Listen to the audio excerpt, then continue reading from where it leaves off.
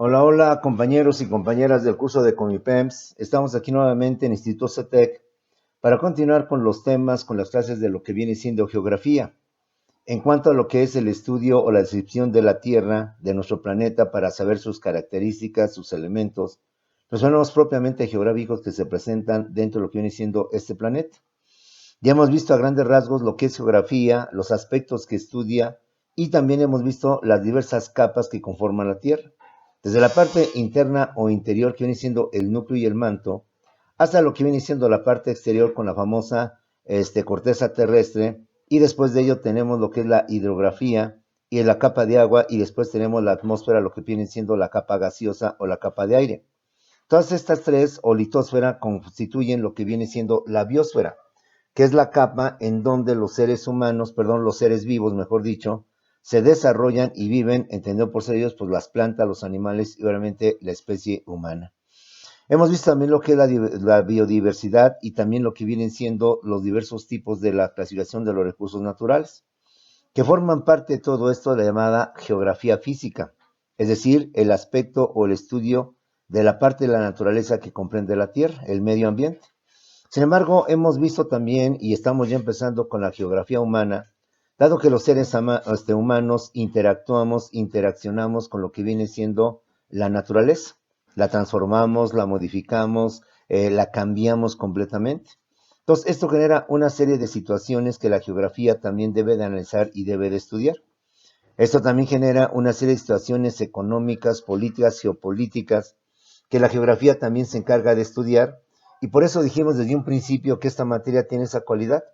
Es una ciencia híbrida que no podemos clasificar como una ciencia eminentemente social o una ciencia eminentemente natural, porque tiene de las dos. En consecuencia, la geografía es una ciencia híbrida que por una parte es una ciencia natural, la geografía física, y por otro lado es una ciencia social, la geografía humana, porque estudia la interactuación o la interacción entre los seres humanos con lo que viene siendo la misma naturaleza. Ya va a ser el comentario, compañeros, que esta materia con el tiempo, ya a nivel preparatorio, a nivel bachillerato, que es el que a usted aspira, se convierte en economía. De hecho, la economía viene siendo la geografía, nada más que se le da un sesgo más vinculado a lo que viene siendo el aspecto humano. Porque en economía también se ve con veros aspectos sobre la naturaleza, sobre los factores que impulsan o motivan el crecimiento y el desarrollo económico. Entonces, ahí como que se invierten las cosas un poquito, se le da más atención a la interacción entre el hombre y la naturaleza, y en la geografía como se da más importancia a lo que viene siendo el aspecto geográfico o el aspecto meramente natural de la Tierra. En fin, sea como sea, cuando lleves tu economía, vas a ver que te vas a acordar que muchos temas o parte de lo que estamos viendo en geografía se repiten en esta materia. En lo personal, siento que geografía, al nivel ya medio superior o superior, mejor dicho, se convierte en lo que viene siendo la economía. Bueno, la clase anterior, compañeros, estuvimos empezando ya con la demografía, es decir, el estudio de la población, la que se encarga de determinar las características de la población en cuanto a género o sexo, en cuanto al nivel, en cuanto a estudios y demás tipos de situaciones. Porque es importante saber cómo se integra la población, su distribución. Hemos visto en clase anterior que la distribución de la población no tiene, pues vamos a decir, un equilibrio. Hay zonas densamente pobladas y hay zonas completamente abandonadas. Hay zonas que atraen, compañeros, a la población y zonas que quiere salir uno de esa población. El ejemplo, la migración. Gente de Latinoamérica, de México incluyendo, pero incluyendo también sobre todo El Salvador, Honduras, emigran hacia Estados Unidos con el fin de complacer el famoso sueño norteamericano, con la intención de mejorar sus condiciones de vida, su nivel socioeconómico, etcétera, etcétera. En Europa pasa lo mismo en cuanto a los países o los habitantes de África que, pues, con mucho respeto, sí están en peores condiciones que los latinoamericanos. Algunos países asiáticos que también en busca de mejorar sus condiciones de vida, su calidad de vida o lo que viene siendo su bienestar social, emigran y buscan, por tanto, en otros países donde encontrar este tipo de mejorías. Cabe aclarar que también la población se distingue por el nivel de población que tienen. Ejemplo, Europa se está convirtiendo en un continente viejo, conformado por adultos ya mayores que los europeos, dada su concientización, pues tuvieron a bien tener solamente, pues que serán 1 o 2 hijos, y por tanto ya no son como los latinoamericanos de familias numerosas, 4, 5, etcétera. Entonces, mientras en América tenemos una población joven, en Europa tenemos una población ya grande, ya vieja, con todo respeto. En África también tenemos una población joven, en donde predomina el joven, y obviamente la gente adulta ya es menos. Claro, con el tiempo se van a invertir las cosas. El día de hoy, compañeros, vamos a estudiar los famosos indicadores socioeconómicos o demográficos que le permiten a la geografía tener un mejor análisis de lo que viene siendo la población. En el anterior vimos que la demografía, para hacer un estudio de la población, pues se basa en el registro civil y se basa también en los censos. Todos los países por periodos aplican censos poblacionales, justamente para tener una idea o para saber cuántos habitantes son de ese país, cuántos mexicanos, cuántos salvadoreños, etcétera. Y saber también qué es lo que predomina, si el hombre o la mujer, cuál es el nivel de niños, de jóvenes, de adultos, de la tercera edad y cosas por el estilo, su nivel de estudios o su nivel socioeconómico, sus empleos o sus principales actividades, para de esta manera hacer un análisis más completo de lo que viene siendo la población.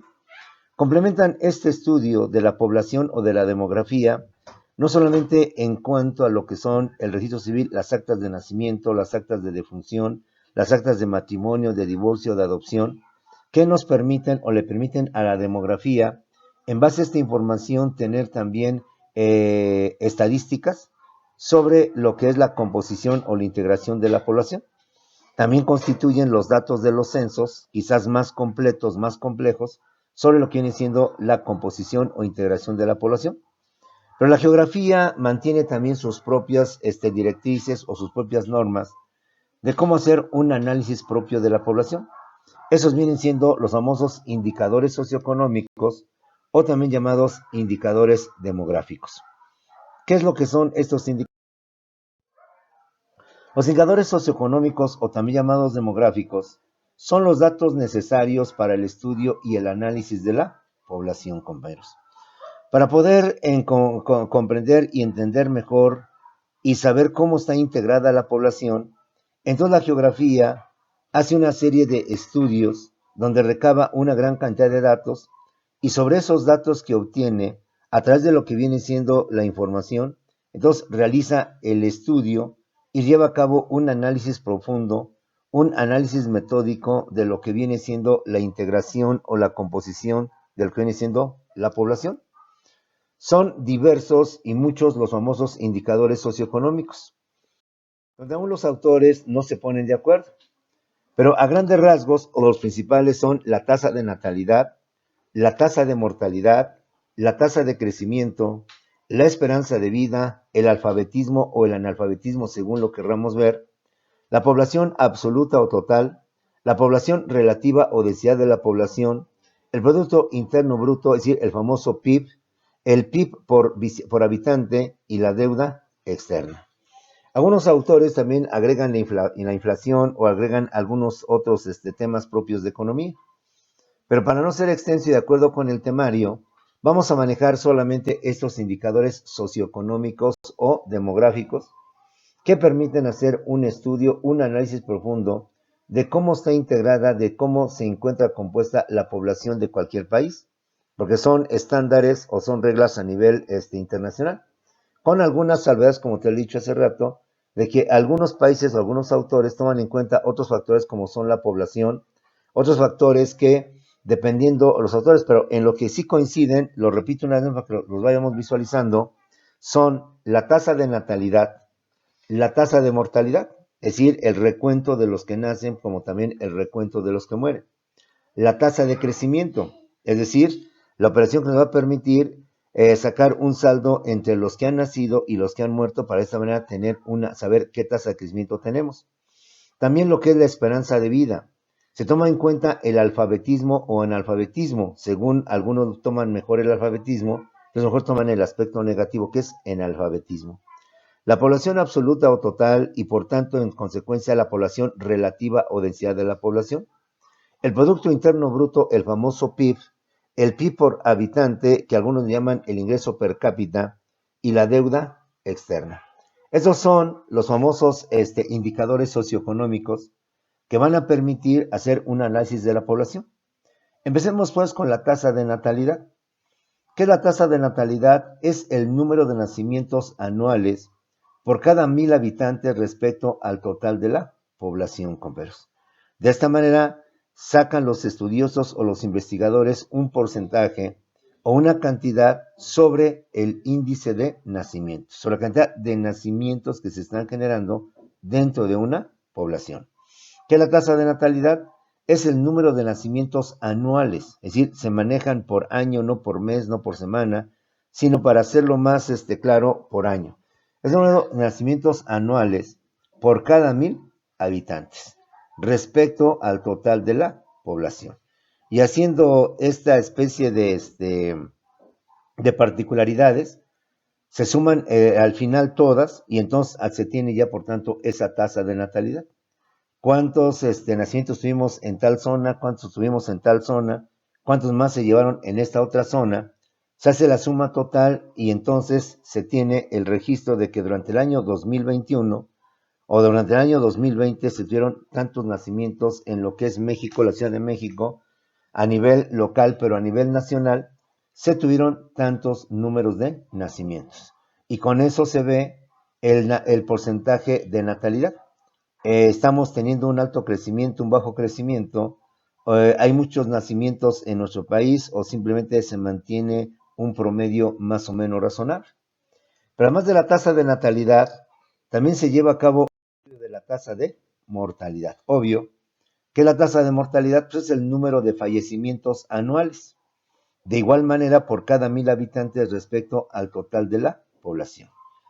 Para tener un dato más preciso y más verídico, entre el crecimiento de la población, pues lo que vamos a hacer es ver cuántos nacieron y también ver cuántos fallecieron.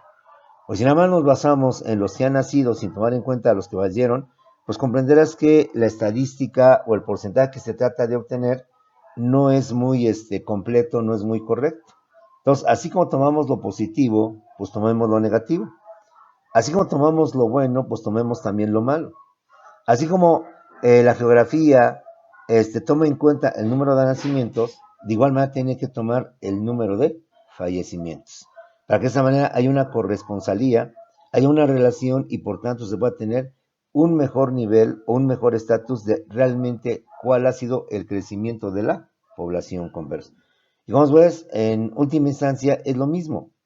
Tasa de mortalidad es el número de nacimientos y tasa de mortalidad es el número de fallecimientos anuales por cada 1000 habitantes respecto al total de la población. Al tener el porcentaje de estos dos datos, la tasa de natalidad y la tasa de mortalidad, nos permite llegar a la famosa tasa de crecimiento. La tasa de crecimiento es el aumento anual de la población. Y para poder saber cuál es el crecimiento anual de la población, entonces vamos a sacar la diferencia entre la tasa de natalidad y la tasa de mortalidad. Es decir, así como vemos el más, ahora vamos a ver también el menos.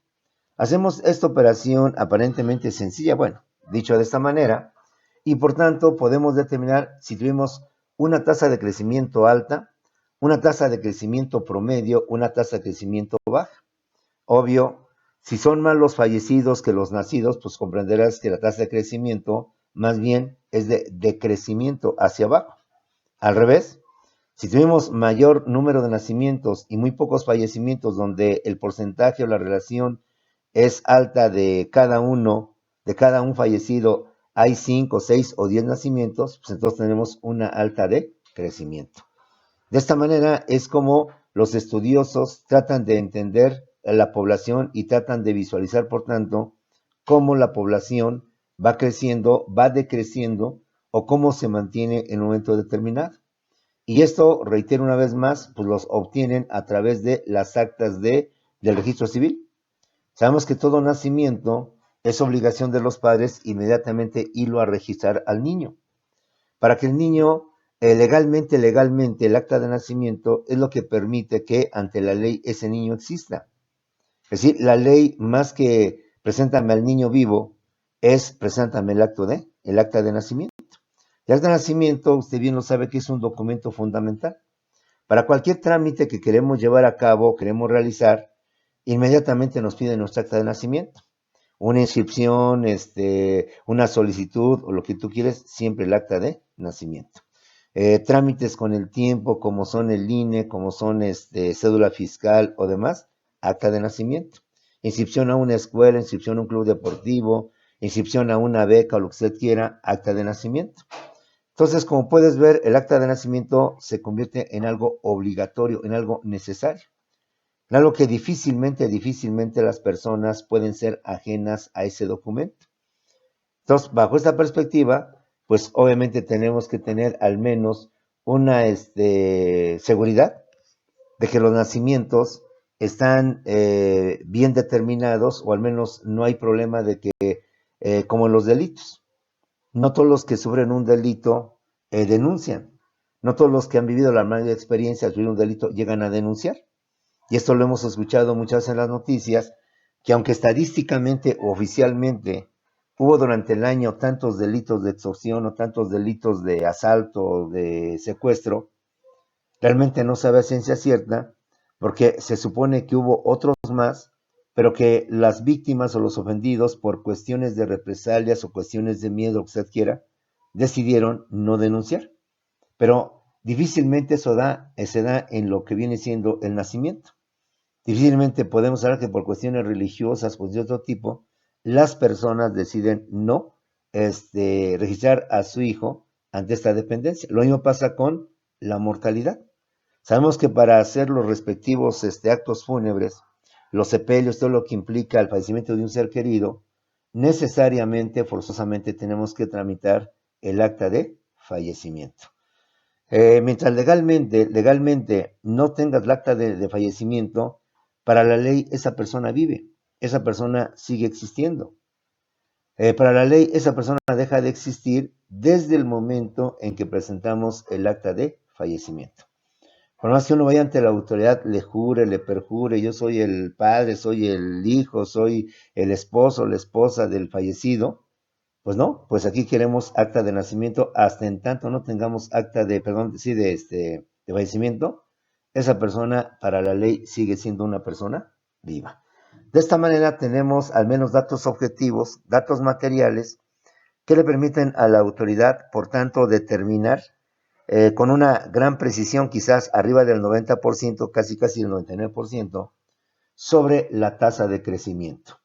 Es decir, hacemos una diferencia entre los nacimientos y los fallecimientos. Y si son más nacimientos, pues entonces la tasa de crecimiento es alta. Si son más altos los fallecimientos y menos los nacimientos, pues comprenderemos entonces que la tasa de crecimiento más bien es una tasa de decrecimiento, es decir, que va hacia la baja. De esta manera, podemos sacar estadísticas, porcentajes de la composición o integración de lo que vienen siendo las sociedades o las familias. Otro indicador importante para saber cómo es la población de ese país y por tanto determinar si hablamos de un país desarrollado, de un país subdesarrollado, de un país con buenas condiciones o malas condiciones, es la esperanza de vida. ¿Qué es la esperanza de vida, compañeros? Es el promedio de años que vive una persona o que se supone va a vivir una persona de acuerdo con las tasas de mortalidad, y en México la esperanza de vida es de 70 años. Es decir, la esperanza de vida es una especie como de porcentaje que se establece suponiendo o presuponiendo, compañeros, cuál va a ser la edad promedio que las personas de ese lugar van a vivir, tomando en cuenta los factores sociales, factores económicos, los factores políticos, etcétera, etcétera, tomando en cuenta las condiciones bajo las cuales se encuentra la población. De esta manera se tiene una esperanza de vida. Se presume entonces que en México las personas, dadas las condiciones económicas, sociales, que todo lo que implica una población, todos los mexicanos vamos a tener una esperanza de vida promedio de 70 años. En África se tiene inclusive como de 30 años.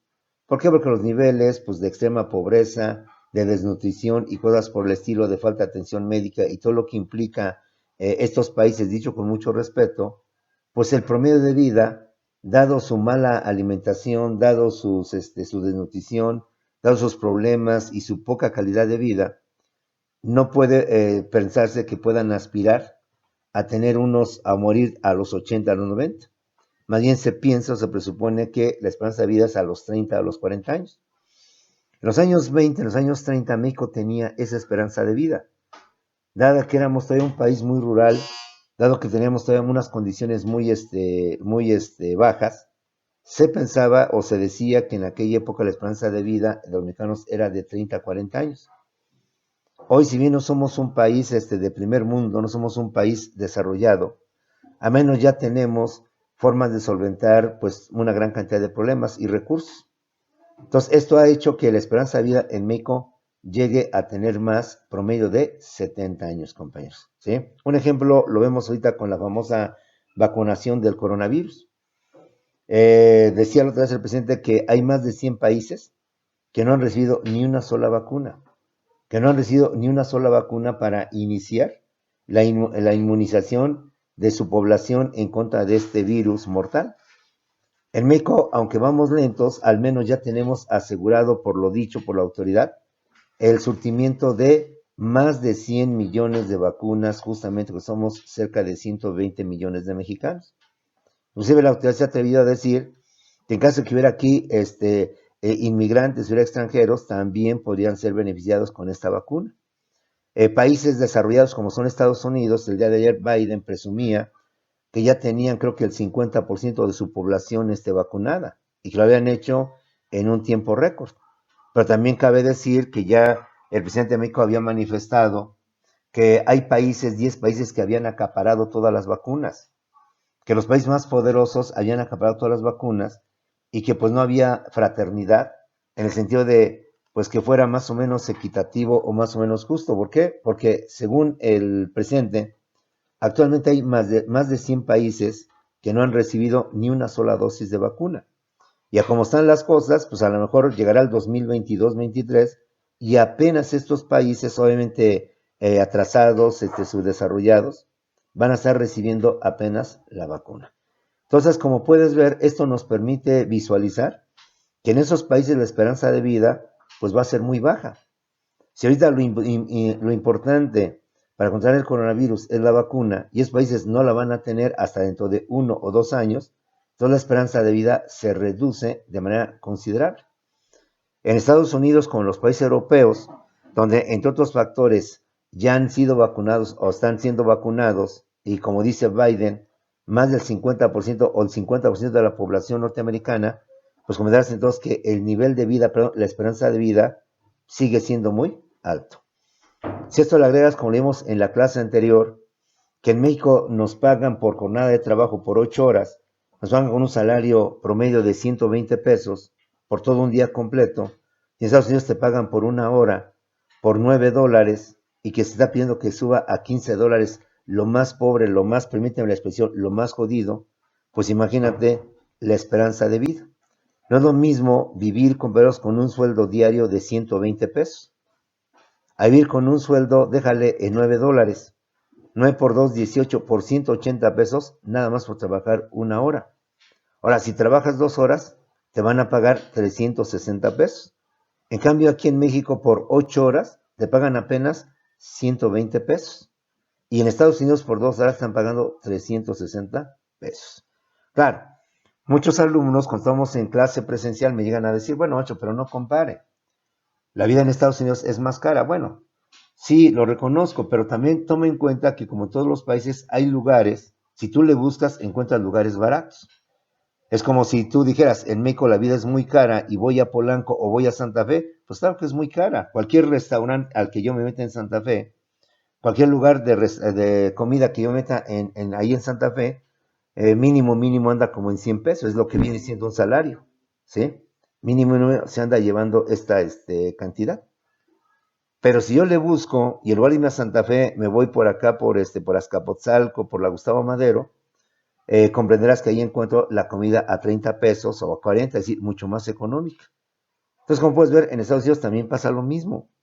Así como hay lugares muy caros, también hay lugares donde inclusive es más barato o se encuentra la comida todavía mucho más económica y todo lo que implica los gastos. En fin, de esta manera, como podemos ver, la esperanza de vida es un aspecto o un factor muy importante que nos permite, por tanto, determinar cuáles son los años que le aspira esa población de ese país a poder vivir.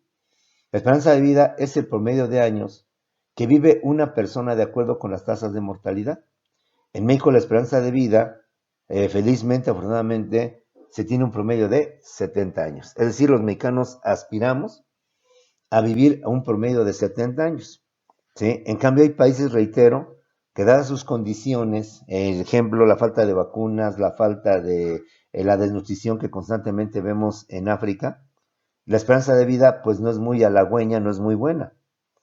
Ante la falta de estos aspectos importantes, Socioeconómico, pues entonces demográfico, reducen es la el tasa de alfabetismo. esperanza de vida. El alfabetismo Pues es hablamos el de poblaciones porcentaje de de la población 70, mayor de perdón, 15 de años 40, de 30 que años. sabe leer En y Europa escribir. con Estados Unidos, Obvio, si es obviamente un la país tasa de vida, la desarrollado, esperanza de vida difícilmente es mucho más encontraremos alta. personas Desde los analfabetas. 80 hasta los 90 Difícilmente años, encontraremos precisamente por las personas que no condiciones sepan leer que ni sepan escribir. mejores de vida, En cambio, en de países empleo, de de trabajo y de pobreza, todo con lo que índices de usted quiera, pobreza, con llegan a países de tener extrema allá pobreza, estos países con europeos países de y baja Estados nivel Unidos, de entre otros de muchos calidad de más. vida, Bueno, pues es ahí obvio tenemos pensar o un es lógico factor pensar que entonces se el estudia, que determina analfabetismo, en las este causas caso de la en población. analfabetismo, ¿Por personas que no saben leer ni saben escribir, mayores de 15 años, pues tienen esa cualidad?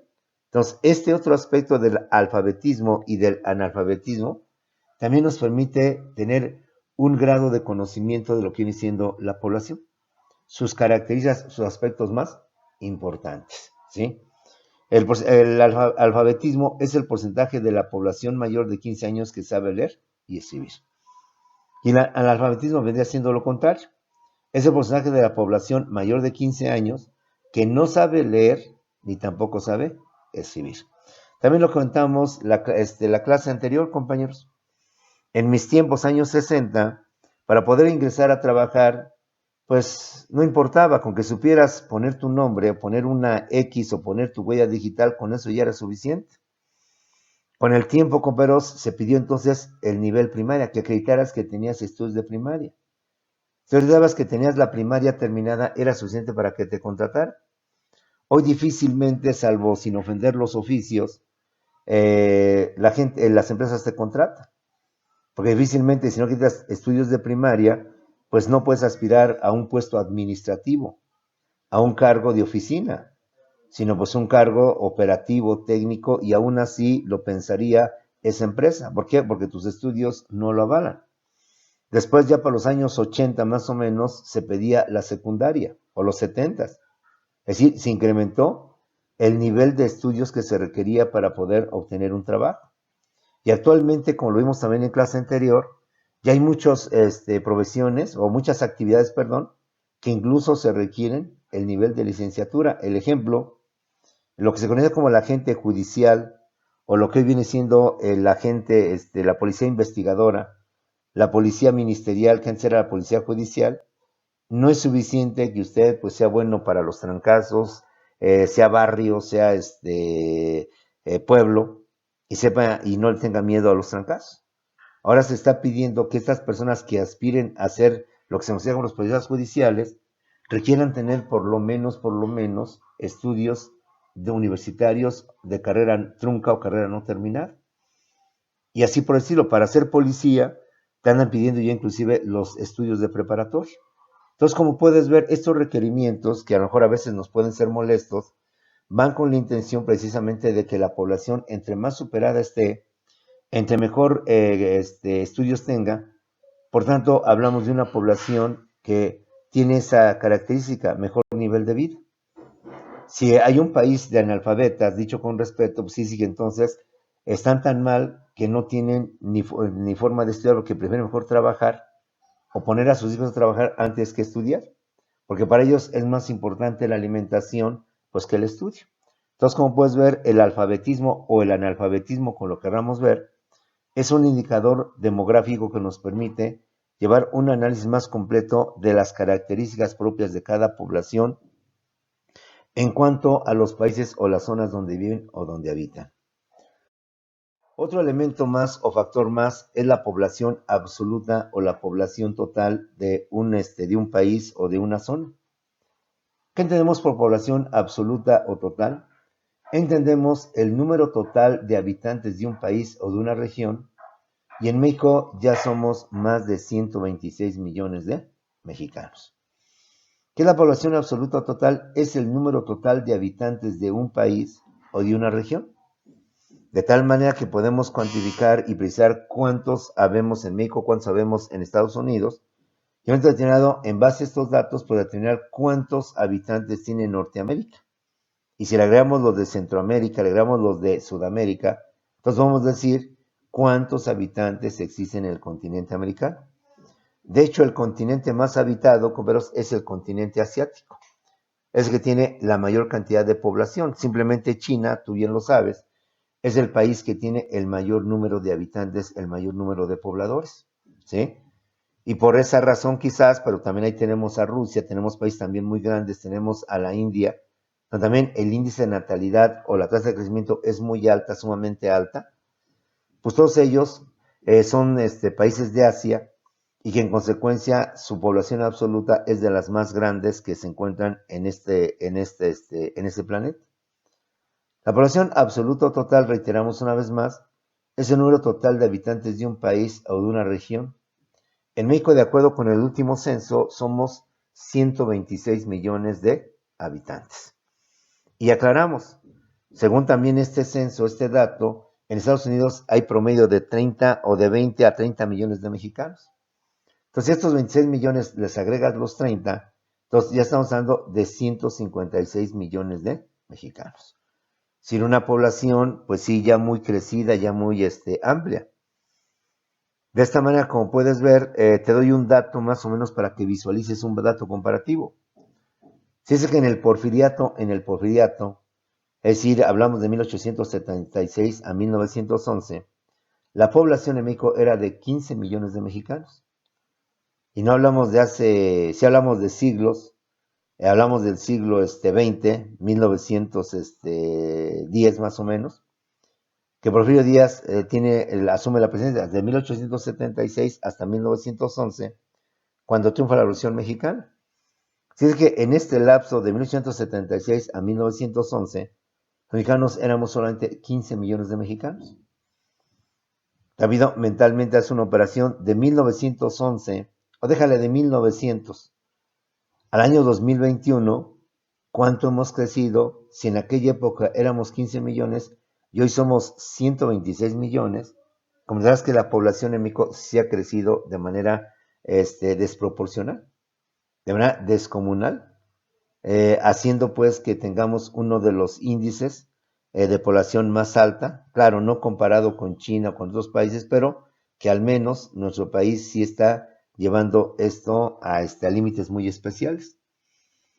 Recuerdo, como creo que la vez pasada también lo comentamos, que a veces los gobiernos implantan políticas de concientización, la familia pequeña vive mejor, recuerdo esa propaganda, ese eslogan, que creo que en los 70s, en los 80s, porque también en los 70s y en los 80s teníamos la costumbre o la tradición, como se hacía en años anteriores, en los años 10, en los años 20, que las familias deben de ser familias numerosas. Quizás ustedes sean parte de esas familias de parte de su abuela o de su abuelito o de su bisabuela, que mamá nos dice, no, pues tu abuela, o sea, mi mamá, pues tuvo 8 hermanos, tuvo 10 hijos, tuvo 12 hijos. Hoy difícilmente y afortunadamente tenemos ese tipo de familias. Sí las hay, pero son excepcionales, sí, son casos excepcionales. Ya la mayoría de la población en México ya tiene esa concientización de tener a lo mucho de 1 a 2 hijos. La mayoría de la gente ya piensa en una familia pequeña, en una familia de cortos, de pocos miembros, precisamente por lo que implica la manutención, el cuidado de lo que vienen siendo los hijos y la familia en total. Entonces, la población absoluta total viene siendo el número total de habitantes de un país o de una región. En el caso de México, de acuerdo con los últimos datos, ya tenemos 126 millones de mexicanos. Completan a la población absoluta, pues solamente si hay población absoluta, pues lo que viene siendo la población relativa. ¿Qué es la población relativa o también conocida como la densidad de la población? Pues la población relativa o densidad de la población es el número total de habitantes por kilómetro cuadrado es la relación que existe entre el número de habitantes y el territorio que ocupa. La población relativa o densidad de la población es el número total de habitantes por kilómetro cuadrado.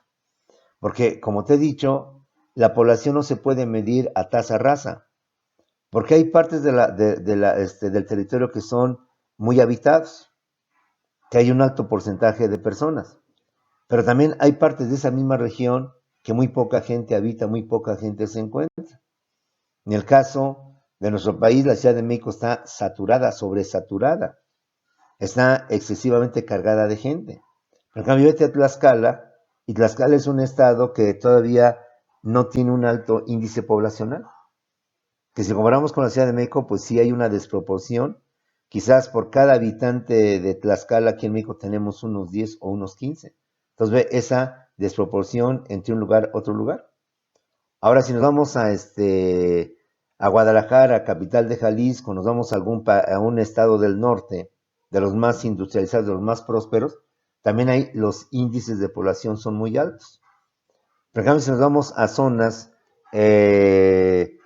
más pobres o menos, no menos productivas, sino menos atractivas, pues vamos a tener que ahí la población, compañeros, va a ser inclusive muy baja, va a haber todavía muchos despoblados. Por ejemplo, lo tenemos con la llamada zona metropolitana. Hemos crecido tanto, que pues ahora ya se habla de la Ciudad de México y del Estado de México.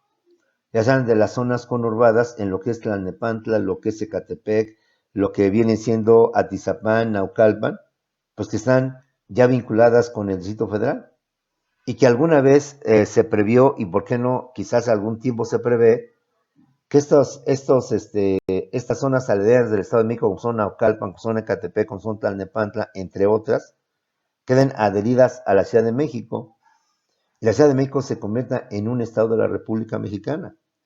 Deje de ser Ciudad de México, de ser la capital del país, y entonces los poderes federales se vayan, por ejemplo, a Tlaxcala, para que de alguna manera se contrarreste la falta de distribución de la población, es decir, la inequitativa distribución de la población. Entonces, hay ciudades o hay estados con alto índice poblacional, hay otros estados, hay otras ciudades que al revés, tienen o están completamente despoblados o al menos tienen ese alto índice de población. Creo que también por ahí anda Aguascalientes, anda también ahí San Luis Potosí, que si las comparamos con lo que viene siendo Nuevo León, con lo que viene siendo Chihuahua y demás estados, pues el índice de población es bajo en relación con estos estados que concentran, que atraen a lo que viene siendo la población. Entonces, la población relativa o densidad de la población es el número total de habitantes por kilómetro cuadrado. Es la relación que existe entre el número de habitantes y el territorio que ocupa, compañeros, ¿sí? Con la aclaración de que, insistimos una vez más, la distribución de la población es inequitativa, es irregular. Y no solo en México, sino en todo el mundo, compañeros. Hay países muy poblados, o dentro de esos países hay zonas muy pobladas, pero también en esos países hay zonas muy poco pobladas, precisamente por la falta de infraestructura, por la falta de los medios. Recordemos que la intención del famoso tren transísmico y del famoso tren Maya tiene con la intención de potencializar a estos estados. Sabemos que los estados más productivos, más industrializados, son los estados del norte. Toda la parte norte del país es la zona más industrializada, más productiva. En cambio, la zona sur-sureste de nuestro país es una zona todavía agrícola dedicada al campo, es una zona menos productiva. Pero Oaxaca y Chiapas, sin ofender de ellos, pues tienen esta característica, esta cualidad. Entonces, el tren Maya y el tren transísmico tiene la finalidad de potencializar toda esta zona, de hacerla más productiva, de hacerla más industrializada y por tanto hacer que el nivel de vida pueda mejorar y por tanto atraer lo que viene siendo este tipo de situaciones. Bueno, otro más, compañeros, que también determina las cifras de la población es Producto Interno Bruto. Ya este es un concepto eminentemente económico, eminentemente vinculado con las ganancias. Producto Interno Bruto, o lo que viene siendo el PIB, es la riqueza generada por la actividad económica de un país en un año. Los países tienen actividades productivas, industria, comercio, turismo y varias cosas más. Esto, por tanto, permite que estas ganancias o estos ingresos van a permitir que haya un Producto Interno Bruto alto. Es obvio que no se compara el Producto Interno Bruto de Estados Unidos, de los países europeos, con México y los países latinoamericanos. Siendo estos países más tecnologizados, más industrializados, más productivos, pues hay como consecuencia, por tanto, que tengan un PIB más alto.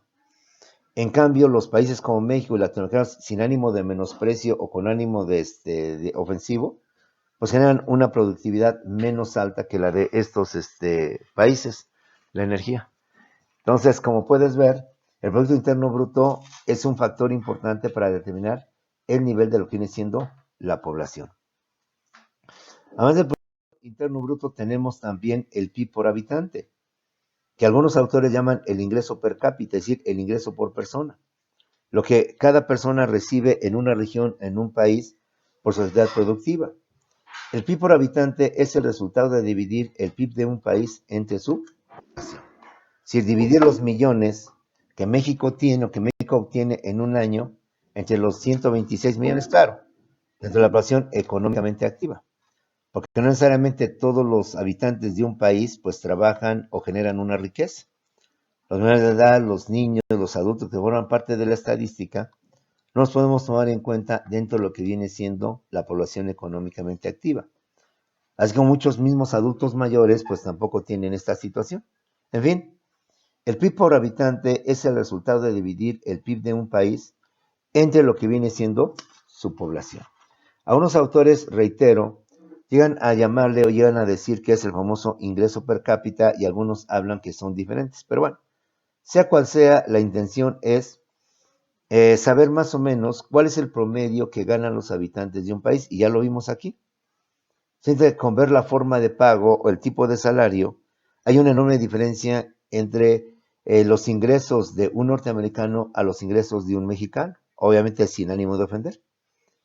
Mientras, reitero una vez más el ejemplo, en Estados Unidos te pagan a $9 la hora, que si lo manejamos al tipo de cambio de 20 pesos, son 180 pesos por cada hora, lo que te pagarían allá. En cambio, aquí en México por 8 horas, te están pagando 120 pesos.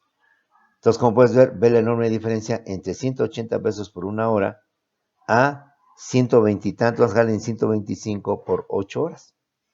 Ahí la razón del famoso sueño norteamericano, el sueño o la idea de que muchos latinoamericanos pretenden irse hacia lo que viene siendo Estados Unidos. Mismo fenómeno lo hemos repetido que se da en Europa y en Asia, en Asia y en África hacia Europa. Sabemos que allá el euro, inclusive se cotiza arriba de lo que es el dólar, tiene un costo más alto. Pero comparamos a Europa con lo que siendo África, pues no, que yo creo que si aquí entre México y Estados Unidos hay una diferencia descomunal, te puedo asegurar que entre Europa y África todavía es más descomunal esa diferencia en cuanto al pago del salario.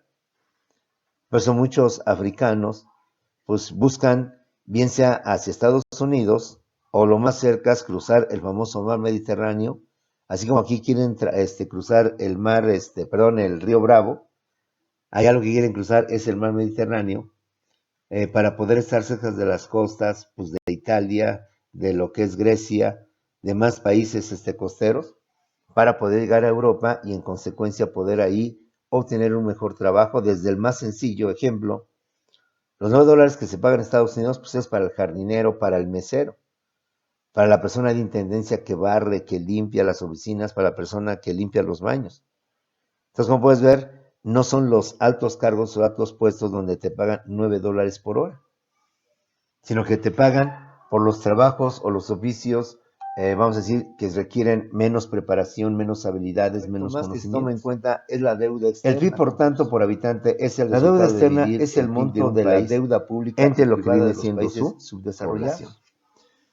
Cuando un país, compañeros, necesita dinero, hace lo mismo que hacemos las personas, usted y yo, o que hace papá y en lo personal el maestro. Si tenemos una urgencia, una emergencia, y tenemos un problema económico, ¿qué es lo que hacemos? Pues pedimos un préstamo. Vamos con los familiares, con los parientes, con los amigos, oye, préstame 1,000 pesos, 2,000 pesos, 3,000 X cantidad. Es que se presentó un imprevisto, o tengo este problema, o no me han pagado, XX. Entonces, es muy fácil para las personas, bueno, no tan fácil, pero pues es una medida que nos permite subsanar los déficits o los problemas económicos que tenemos. Solicitar un préstamo, pedir dinero prestado a personas conocidas o en todo caso a prestamistas o empresas prestadoras de dinero para poder saber sus cuentas y en último de los casos al mismísimo banco. Que damos nuestra solvencia económica y demás características, pues el banco presuroso nos da ese préstamo, nos da ese crédito, pero el banco, como dicen coloquialmente, no da paso sin guarache. Yo te presto la cantidad que tú me pidas, la que tú quieras, pero dame una garantía. Si pues, te doy préstamo sobre una garantía. ¿Qué es lo que vas a dejar en hipoteca, en prenda o en fianza? Para que en caso de que no me pagues, pues yo te embargo tus bienes. Para que en caso de que no cumplas con tu palabra o con lo que habíamos quedado, pues yo inmediatamente confisco tus bienes, te los embargo, los vendo y recupero ahí mi dinero y recupero ahí los intereses que yo llevé a cabo. Los países tienen una situación más o menos similar.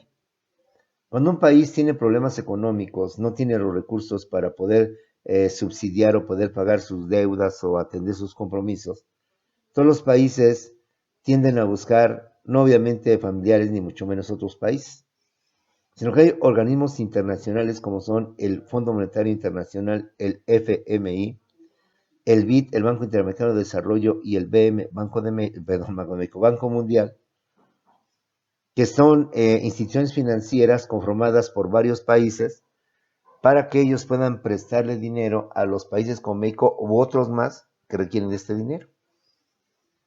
Y aunque, como decimos coloquialmente, tapamos un hoyo, abrimos todavía un hoyo más grande, porque logramos subsanar el problema que teníamos. Pero ahora nos viene otro problema, que tenemos una deuda que debemos de pagar. Una deuda que, al igual que las tarjetas de crédito, pues a veces se hace impagable, se hace eterna. Por más que le estemos echando dinero a la deuda, pues la deuda sigue creciendo. Y es que los bancos son especiales, porque los bancos no solamente te cobran el capital que te prestaron, sino que te cobran intereses, te cobran comisiones, te cobran gastos de ejecución, te cobran gastos administrativos. De manera que al final, lo que tú estás pagando, pues son simplemente puros intereses ganancias para el banco. Un ejemplo rápido. Yo le debo al banco 10,000 pesos y haciendo un gran esfuerzo logro conseguir 5,000 pesos. Y decido, para quitarme esta deuda, darle al banco 5,000 pesos. De acuerdo con las matemáticas, si tengo 10,000 y pago 5,000, pues mi saldo queda en 5,000. Digo, bueno, ya la libré, ya nada más me quedó la mitad, son 5,000 pesitos. Entonces uno ilusamente dice, pues ya nada más tengo mi deuda de 5,000. Pero cuando vas al banco a pedirle tu estado financiero, dice el banco que le sigues debiendo 8,000 pesos. O 7,000 pesos, perdón. Y tú dices al banco, oye, ¿pero por qué? Si yo te di 5,000 pesos y por tanto, de acuerdo a las matemáticas, 10,000 menos 5,000, pues son 5,000. ¿Y por qué dices que 10,000 menos 5,000 son 7,000 pesos? Entonces el banco ahí te echa, pues, como dicen ustedes coloquialmente, el chorazo, el choro. Es que de los 5,000 que me diste, 3,000 pesos fueron a la deuda principal, Pero los otros 2,000 pesos que tú me diste, de ahí cobré intereses, comisiones, gasto de ejecución, gastos administrativos, etcétera, etcétera. Es decir, el banco se queda con 2,000 pesos. Por tanto, tu saldo no es 5,000, sino tu saldo viene siendo 7,000 pesos. De igual manera, los países piden a los organismos financieros, reitero, el Fondo Monetario Internacional, el FMI, el BID, el Banco Interamericano de Desarrollo, y el BM, el Banco Mundial, dinero, pero que al final, pues los endeuda, al final crece sus pasivos y se vuelve con el tiempo una deuda impagable o difícil de poderla cubrir por la gran cantidad de intereses que tenemos que estar cubriendo, pagando de forma constante, compañeros. Obviamente los países desarrollados difícilmente están endeudados. Digamos, los países subdesarrollados, desde México, latinoamericanos, africanos y demás, pues sí, constantemente requieren dinero, piden dinero, y constantemente aumenta su deuda, aumentan sus intereses, y con el tiempo se vuelve una deuda impagable.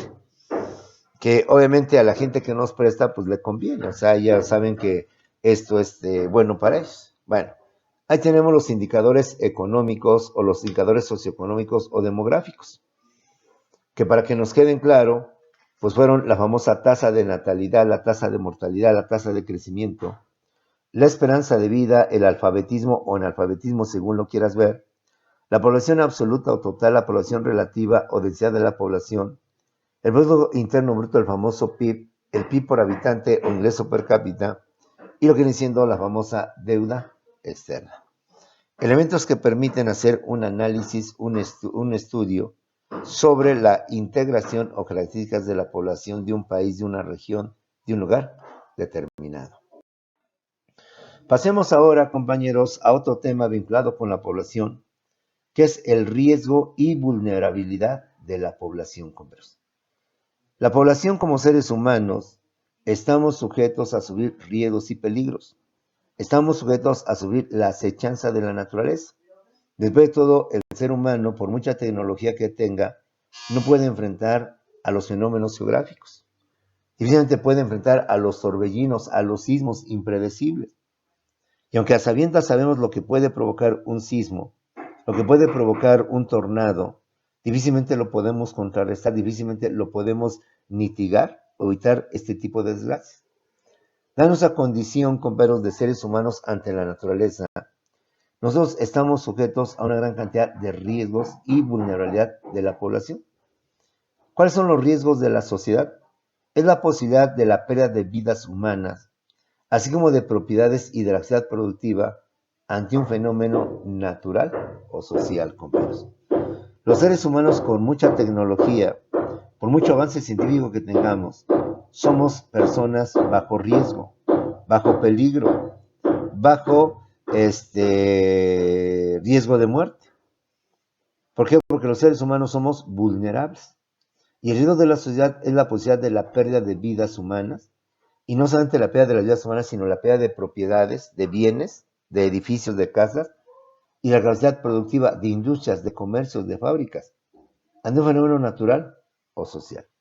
Creo que el ejemplo más claro lo constituyó el temblor o el sismo de 1985, que para entonces me imagino muchos de ustedes todavía no habían nacido, pero seguramente tu papá era joven o era todavía niño y vivió esta amarga experiencia, en donde un fenómeno natural como fue este sismo, de consecuencias nunca presentadas en lo que es la Ciudad de México, vino a traer tragedias, vino a traer la pérdida de mucha gente que murió en los escombros, que murió bajo las ruinas de los edificios, así como también la pérdida de muchos coches, de puros mobiliario, y la pérdida de muchas plantas productivas o de empresas. Entonces, la sociedad, usted y yo somos muy vulnerables. Estamos sujetos a una gran cantidad de riesgos, no solo naturales, sino también sociales.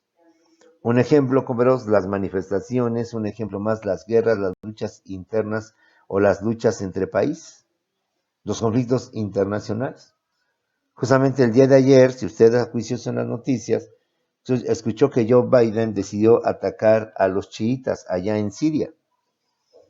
Entonces, como tú bien sabes, decidió atacar este grupo como lo hizo Donald Trump con los del Islam, los del Estado Islámico, y al atacar o al emprender una batalla en contra de estos grupos, pues obviamente ahí también hay el riesgo de que gente inocente o gente ajena al conflicto pueda ser vulnerable y por tanto pueda morir o pueda ser atacada por parte de estos grupos o parte de estas luchas. Las fuertes inundaciones, las grandes nevadas que están dando en el mundo, ve cómo afectan el actuar del ser humano, el actuar productivo de lo que viene siendo una sociedad. Y reitero, como seres humanos, a pesar de nuestra tecnología, a pesar de todo lo que el hombre ha generado, aún sigue teniendo riesgos, aún sigue siendo vulnerable ante los diversos fenómenos de la naturaleza y de la sociedad que se presentan de manera, tal vez no constante, pero de manera espontánea, y que en cualquier momento podemos padecer en cualquier parte del mundo. ¿Qué es la vulnerabilidad de la sociedad? La vulnerabilidad de la sociedad es el riesgo que tiene la sociedad de ser herida o perder la vida, lo cual va a depender de su capacidad para prevenir y disminuir los efectos de un fenómeno natural o social y para restaurar las condiciones que había antes del fenómeno. Ya hemos dicho que todos estamos sujetos a sufrir un riesgo. Y estamos porque somos gente vulnerable. Aun cuando el hombre ha creado máquinas, tecnologías, seguimos siendo seres vulnerables, seres indefensos ante una naturaleza agresiva, ante un fenómeno difícil de predecir y difícil, por tanto, de enfrentar, compañeros. Al ser vulnerables es el riesgo que tiene la sociedad de ser herida o perder la vida, lo cual va a depender de la capacidad que tenemos para prevenir y disminuir los efectos de un fenómeno natural o social, así como la capacidad para restaurar las condiciones que había antes de lo que viene siendo el fenómeno. De acuerdo con esto, hace el año pasado, tú lo sabes, Tabasco, Chiapas, entre otros estados, sufrieron fuertes inundaciones por desbordamiento de sus ríos. Esto se debió a que no se supo prevenir y no se supo desfogar oportunamente las presas que estaban cerca de estos poblados. De acuerdo con el presidente López Obrador, se va a evitar que esto vuelva a suceder previniendo de que ahora, antes de la época de lluvias, se desfogue las presas para que no se almacene el agua y por tanto se provoque este tipo de inundaciones. Vamos a ver si esto realmente se da este año, si es que hay fuertes lluvias. Vamos a ver si no se repite otra vez las inundaciones. Porque la unidad consiste precisamente en defender, de acuerdo a nuestra capacidad, para prevenir y disminuir los efectos de un fenómeno natural o social. Bueno, jóvenes, con eso terminamos esta clase de geografía, ya casi la antepenúltima, para ya iniciar después la penúltima y luego la última y acabar con este curso de geografía. Espero estemos recordando los conceptos para nuestro examen de Comipems, con los temas o los aspectos más importantes de la materia, para que tu examen se te pueda facilitar.